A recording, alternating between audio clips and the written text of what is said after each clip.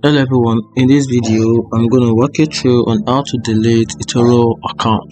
So if you want to delete the eToro account, here is a step-to-step guide on how to get it done. The first thing you have to do is you have to come back to this site bar, then scroll up a little, scroll down and scroll up a little, then tap on the settings. Under the settings, you're going to tap on the account section, tap on the account, then you have to scroll down all the way down, then under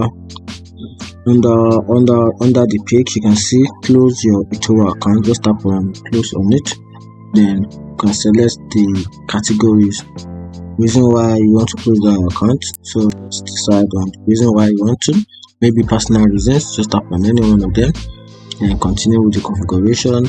I don't have time, anything, just to achieve your goal, which is to close down your account. Just tap on continue, then you follow the next step, which is answer. Okay, so also select the answer to the problem on your mind. Yes, just pick anything just to allow you to perform whatever you want, and this is it. And this is where you can close your account. Your account will be closed, will be blocked, your profile will come private. However, with the community activities in eToro application will remain public. If you wish to remove your activities from the eToro application, please refer to our customer service. The process may take up to 3 days, and they will send it back to your email, to your registered email address once your account closure is completed.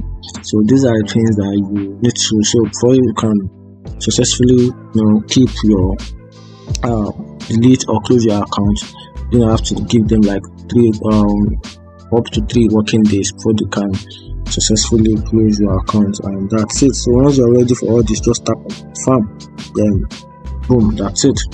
Your account will be closed down in the next few days, and that is how to delete an account. So if you find this video helpful, turn on the notification button and follow for more. Thank you.